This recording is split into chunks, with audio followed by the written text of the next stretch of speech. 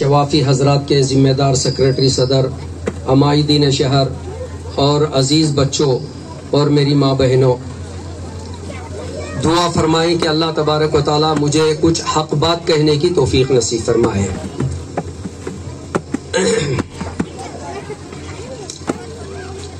اللہ کے نبی صلی اللہ علیہ وسلم کی پیدائش کے تعلق سے آپ صلی اللہ علیہ وسلم میلاد یعنی ربیع الاول کے مہینے میں اس دنیا کے اندر تشریف لائے۔ ربیع کہتے ہیں موسم بہار کو، ربیع کہتے ہیں موسم بہار کو۔ آج سے 1450 سال پہلے مکے کے اندر بی بی آمینہ کے آنگن میں اللہ تبارک و تعالیٰ نے ایک پھول کھلایا جس کو آج ہم تاجدار مدینہ صلی اللہ علیہ وسلم کے نام سے یاد کرتے ہیں۔ میرے عزیز دوستو، آپ صلی اللہ علیہ وسلم کی پیدائش ہمارے لیے بہت بڑی خوشی کی بات ہے، سعادت مندی کی بات ہے کہ اللہ تبارک و تعالیٰ نے ہم کو ایسا نبی عطا فرمایا، ایسے نبی اللہ نے ہم کو دیے۔ 1,44,000 1,80,000 یا 2 لاکھ علی ھذا الاختلاف، علماء کا اس کے اندر اختلاف ہے۔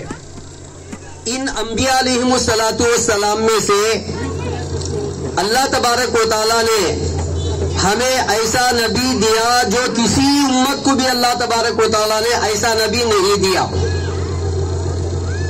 حضور پاک علیہ السلام جب تشریف لائے دنیا میں، بی بی آمینہ آپ کی والدہ محترمہ فرماتی ہیں جیسا کہ عام طور پر ماں کو خوشی محسوس ہوتی ہے جب بچے کی ولادت ہوتی ہے، تو اپنے بچے کو دیکھنے کی تمنا کر رہی تھی۔ اندھیرا تھا، چراغ بھی بجھ گیا تھا۔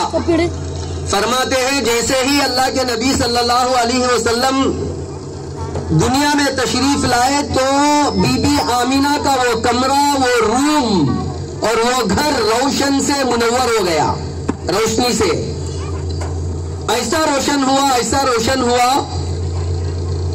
ہم اس کا اندازہ نہیں لگا سکتے۔ بی بی آمینہ فرماتی ہیں کہ میں میرے بچے کو دیکھنے کی تمنا کر رہی تھی۔ پیدا ہونے کے بعد نظر جب پڑی تو دیکھتی کیا ہوں کہ آقا مدنی تاجدار مدینہ حضرت محمد مصطفیٰ صلی اللہ علیہ وسلم سجدے میں پڑے ہوئے ہیں، سر سجدے میں ہے۔ پیدا ہوتے ہی سر کہاں ہے؟ سجدے میں ہے۔ اللہ کے نبی صلی اللہ علیہ وسلم پیدا ہوتے ہی ساری دنیا کو یہ سبق دے گئے کہ یہ ماتھا، یہ پیشانی سوائے اللہ کے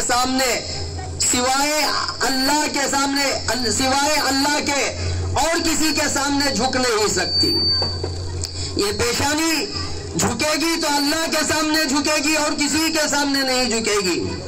اور میرے عزیز دوستو، ایسے پیغمبر کی امت میں ہم ہیں، کہ جو پیغمبر اپنی امت کی اتنی فکر کیا، فرماتے ہیں کہ پیدا ہوتے ہی آپ کی زبان پر یہ الفاظ جاری تھے، یا امتی۔ پیدا ہونے سے لے کر موت تک، جب وفات کا وقت ہو رہا تھا اس وقت میں بھی اللہ کے نبی صلی اللہ علیہ وسلم کی زبان مبارک پر کیا تھا؟ یا امتی، اے اللہ میری امت کا کیا ہوگا؟ ایسی فکر اللہ تبارک و تعالیٰ نے اپنے لاڈلے حبیب کے دل کے اندر کوٹ کر کے بھر دیا تھا۔ فرمایا متواصل الاحزان کہا ہے کہ ہر وقت، ہر لمحہ، ہر سیکنڈ اللہ کے نبی اپنی امت کے غم میں روتے رہے۔ کبھی زندگی بھر پیٹ بھر کر کے کھایا نہیں، زندگی بھر کبھی نیند پوری نہیں کیے، زندگی بھر میرے عزیز ماں اور بہنوں، میرے عزیز دوستوں، پوری زندگی اللہ کے نبی اپنی امت کی فکر میں زندگی گزار کر چلے گئے، اور یہ فکر دل کے اندر تھی کہ میری امت جنت سے، جہنم سے بچ کر کے جو ہے جنت کو کیسے جانے والی بن جائے۔ خوشی منانا الحمدللہ اچھی بات ہے، خوشی منانا الحمدللہ اچھی بات ہے۔ میرے عزیز دوستو، یہ خوشی منانے کے لیے آپ حضرات کو اسی لیے بلایا گیا ہے کہ ہمارے آقا کی سیرت آپ کے سامنے آئے، ہمارے آقا کے اخلاق آپ کے سامنے آئے، ہمارے آقا کے پورے اعمال جو زندگی پیدا ہونے سے لے کر موت تک جتنے اعمال آپ نے کیے ہیں، وہ پورے اعمال یہ کہ امتی کے اندر چاہے وہ مرد ہو، چاہے وہ عورت ہو، چاہے وہ بوڑھا ہو، چاہے جوان ہو، چاہے بچہ ہو، ہر ایک مسلمان کی زندگی میں میرے اور آپ کے آقا تاجدار مدینہ حضرت محمد مصطفیٰ صلی اللہ علیہ وسلم کی سیرت آنا چاہیے۔ سیرت کے معنی آپ کے اخلاق، آپ کے عادات، آپ کیسے زندگی بسر کرے، بیویوں کے ساتھ کیسا زندگی گزر کرے، رشتہ داروں کے ساتھ کیسا زندگی، غیروں کے ساتھ کیسا زندگی، اپنوں کے ساتھ کیسا زندگی گزارے، یہ پوری سیرت میرے عزیز دوستو ہمارے پاس محفوظ ہے، ہمارے پاس محفوظ ہے۔ وہ سیرت کو سامنے رکھ کر زندگی گزارنا یہ امت کا کمال ہے۔ صرف بیانات سن کر کے چلے جانا، بریانی کھا کر کے چلے جانا، یا اور تھوڑی دیر خوشی منا کر کے چلے جانا، یہ جو ہے محبت کی دلیل نہیں ہے، بلکہ محبت کی دلیل یہ ہے کہ میرے عزیز دوستو حضور کے اخلاق ہماری زندگی کے اندر آ جائے۔ ورنہ تو ابو لہب بھی خوشی منایا، حضور پاک علیہ السلام پیدا ہوئے نہیں، اپنی یہ انگلی سے اشارہ کر کے جس باندی نے خوشخبری، جو باندی خوشخبری سنانے کے لیے ابو لہب کے پاس گئی، ابو لہب کی باندی کہاں جا کر کے خوشخبری سنائی جب حضور پاک علیہ السلام پیدا ہوئے۔ ابو لہب سے کہا، اے میرے آقا تمہارے لیے بھتیجا مبارک ہو، تمہارے لیے بھتیجا مبارک ہو۔ بہت خوش ہوا ابو لہب، بہت خوش ہوا، بہت خوش ہوا، اور وہ خوشی میں یہ انگلی سے اشارہ کر کے اپنی باندی کو کہا، تو آزاد ہے، جا تو آزاد ہے، تو نے مجھے خوشخبری سنائی، میرے بھائی کے یہاں لڑکا پیدا ہوا، اس خوشی میں تو وہ خوشی کی بات میرے پاس آ کر سنائی، مجھے بھی بہت بڑی خوشی ہے، میرے بھائی کو لڑکا ہوا، عبداللہ کو، میرے بھائی کو لڑکا ہوا ہے، اس خوشی میں تو آزاد ہے۔ لیکن میں آپ حضرات کے سامنے قصہ چھوٹا کر کو مختصر بات کرنا چاہتا ہوں۔ اللہ کے نبی کی زندگی گزر رہی ہے، 40 سال تک اللہ کے نبی کو ایک آدمی بھی تمہیں ہمارے دشمن، تمہیں جو ہے ہمارے لیے جو ہے تمہارے کوئی چیز سے بھی کسی نے بھی اللہ کے نبی کو برا بھلا نہیں کہا، بلکہ پورے مشرکین مکہ اللہ کے نبی کو امین اور صادق کے نام سے پکارتے تھے، امین اور صادق کے نام سے پکارتے تھے۔ لیکن میرے عزیز ماں اور بہنوں، علماء کرام، عزیزان ملت، میرے عزیز بھائیوں، ذرا غور کرنے کا مقام یہاں ہے۔ اللہ کے نبی 40 سال کی عمر جب ان کی ہو گئی، اللہ تعالیٰ نے ایک ذمہ داری دی۔ کیا ذمہ داری دی؟ کہ لوگوں کو اللہ کی طرف بلاؤ، لوگوں کو اللہ کی طرف بلاؤ۔ کہا، یا ایھا الناس، یا ایھا الناس قولوا لا الہ الا اللہ، قولوا لا الہ الا اللہ، اے لوگوں لا الہ الا اللہ محمد الرسول اللہ کہہ لو، تم دنیا میں بھی کامیاب ہو جاؤ گے، مرنے کے بعد بھی کامیاب ہو جاؤ گے۔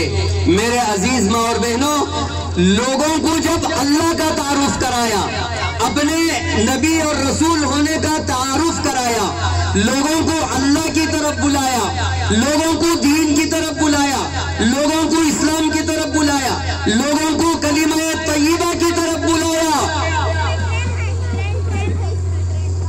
یہ بلانے کی وجہ سے میرے عزیز دوستوں پورا مشرکین مکہ پورے دشمن ہو گئے. اب صادق نہیں بول رہے، امین نہیں بول رہے، اچھا نہیں بول رہے، اب کہہ رہے ہیں کہ یہ پاگل آدمی ہے، مجنون ہے، دیوانہ ہے، ساحر ہے، پتہ نہیں کیا کیا القاب اللہ کے نبی صلی اللہ علیہ وسلم کو دیے. اور ابو لہب کون بھائی؟ حضور پاک علیہ السلام کا چاچا. تم نے کب تک بھی موقع ملا تو علماء کرام کو تو معلوم ہے، آپ عوام کو کہہ رہا ہوں، مردوں سے بھی عورتوں سے بھی مستورات سے بھی، کب تک بھی تبت یدا ابی لہب و تب کا یہ سورہ ہے نا، اسے اٹھا کر پڑھو، اس کی تفسیر پڑھو. اللہ کے نبی صلی اللہ علیہ وسلم ایک پہاڑی پر سب لوگوں کو جمع ہے. یا صباحا، ایک پہاڑی کے اوپر چل کر ایک آواز دیے، یا صباحا یا صباحا یا صباحا. کوئی اہم بات پیش آتی تو اس پہاڑی کے اوپر چڑھ کر آواز دیتے تو پورے لوگ جمع ہو جاتے، خاندان والے، قبیلے والے، شہر والے پورے جمع ہو جاتے. تو اللہ کے نبی نے، یہ تفصیل ہے میں مختصر کہہ رہا ہوں، اللہ کے نبی نے ایمان کی دعوت دی، لوگوں سے کہا کہ اے لوگوں ایک اللہ کو مانو، ایک اللہ کو مانو، مجھے اللہ کا رسول تسلیم کرو، اس میں تمہاری کامیابی ہے، ورنہ جو ہے اگر میری بات کو نہیں مانو گے تو جہنم میں جاؤ گے. میرے عزیز دوستو، کسی نے کچھ نہیں کہا. ابو لہب تھا نا چاچا حضور صلی اللہ علیہ وسلم کا، پیدائش کے وقت میں خوشی منا کو باندی کو آزاد کیا. اس نے اپنی زبان سے یوں کہا، تبلکا یا محمد، تبلکا یا محمد الہذا جماعتنا، اے محمد تیرے ہاتھ ٹوٹ جائیں، نعوذ باللہ من ذالک، اللہ حفاظت فرمائے، تو برباد ہو جائے، تو ہلاک ہو جائے. ارے اتنی بات کے واسطے ہم کو یہاں جمع کیا تھا تو نے، تبلک یا محمد لہذا جماعتنا، یہ تھوڑی سی بات بولنے کے واسطے یہاں جمع کیا، ہم تو سمجھے کوئی بہت بڑی بات کہنے والا ہے، لیکن تو ایسی بات کیا، یہ بات کرنے کے لیے ہم کو یہاں جمع کر دیا. میرے عزیز دوستو، بلکہ زمین سے ایک پتھر اٹھا کر اللہ کے نبی کو مارنے کی کوشش کیا. فرماتے ہیں یہ اللہ تبارک و تعالیٰ کو اس کی ادا پسند نہیں آئی. چاچا ہے، خاندان کا آدمی ہے، حضور کا چاچا ہے، لیکن اللہ کو یہ بات پسند نہیں آئی تو اللہ تبارک و تعالیٰ نے اسی وقت میں یہ آیت نازل فرمائی ہے. کون سی؟ الحم کے پارے میں 30ویں پارے میں، چھوٹے چھوٹے سورے ہی ہم نماز میں پڑھتے ہیں. تبت یدا ابی لہب و تب، اے ابو لہب تو میرے حبیب کو گالیاں دیتا ہے، میرے حبیب کو برا بلا کہتا ہے، کچھ نہیں ہونے والا ہے، تیرے ہاتھ ٹوٹ جائیں گے، تو برباد ہو جائے گا، تیرا ستیاناش ہو جائے گا. میرے عزیز دوستو، خالی زبان سے محبت کے دعوے کر لینا، زبان سے عاشقی کے دعوے کر لینا، زبان سے عشق کے دعوے کر لینا، یہ اصل نہیں ہے، بلکہ پریکٹیکلی طور پر، پریکٹیکل اللہ کے نبی جو عمل کر کے بتائے وہ عمل کے اوپر پورے امتی آنا چاہیے، چاہے شافی ہو، چاہے حنفی ہو، چاہے مالکی ہو، چاہے حنبلی ہو. یہ ہمارے 4 ائمہ ہیں جو حق پر ہیں، اور یہ بڑے بزرگ، اتنے ان کا مقام، اتنا ان کا پوزیشن جس کی کوئی حد نہیں. ہاں، حضرت امام شافعی رحمت اللہ علیہ کے تعلق سے آتا ہے 60 سال تک، کتنے سال تک؟ 60 سال تک عشاء کو جو وضو بناتے تھے وہ وضو سے صبح کی نماز پڑھتے تھے. کیا مطلب اس کا؟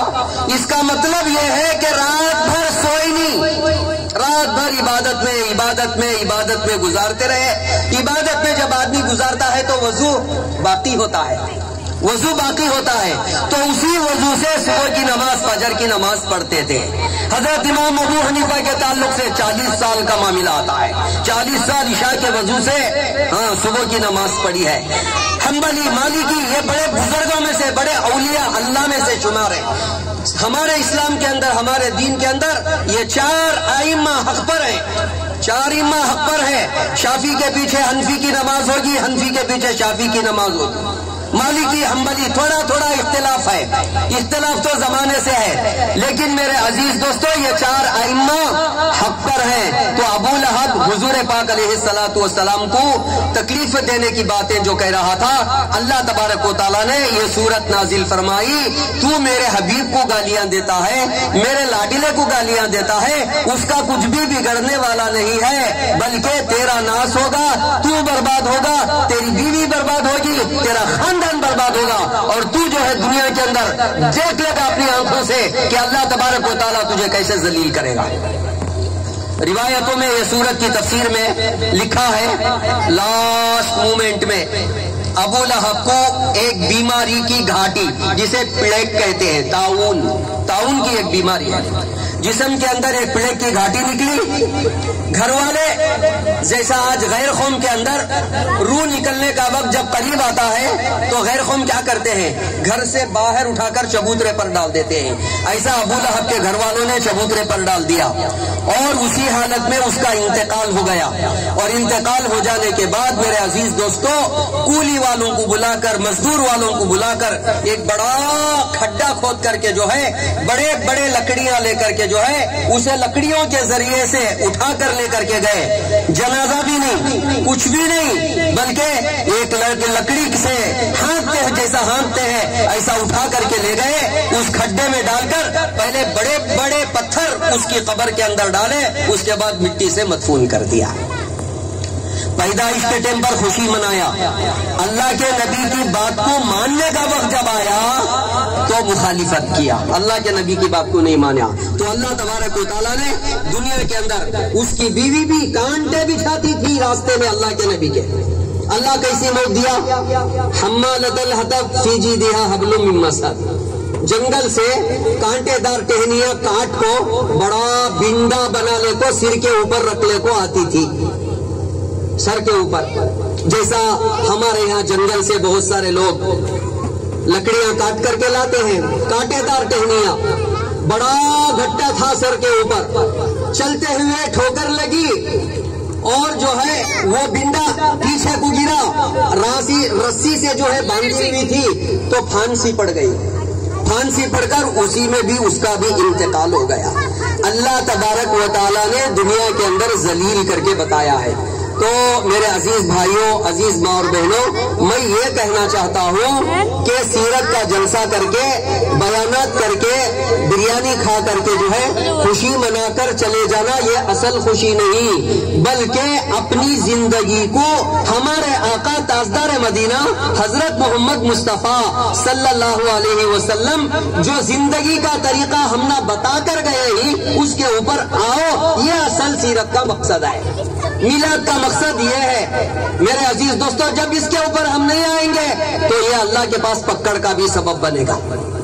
تمہیں سن رہی نا، حقیقت سن رہی نا، سن کو بھی عمل نہیں کرے تو کہتے کہ جنہیں کو معلوم نہیں تھا، معلوم نہیں تو کریا تو الگ بات، معلوم رہ کو بھی عمل نہیں کر رہا ہے اگر کو بولے تو یہ پکڑ کا سبب بنے گا۔ اس کے واسطے اور بھی دوسرے علماء کرام ہیں، میں ان چند باتوں کو کہتا ہوا آپ حضرات سے درخواست کرتا ہوں اس جلسے کے ذریعے سے ہم یہ سبق حاصل کریں کہ ہم حضور پاک علیہ الصلوۃ والسلام کی سیرت، آپ کے اخلاق حسنہ، آپ کی عادت، آپ کی عبادت جیسا ہم کو بتا کر کے گئے ہی اللہ کے نبی، اس نہج پر ہم کو زندگی گزارنا چاہیے۔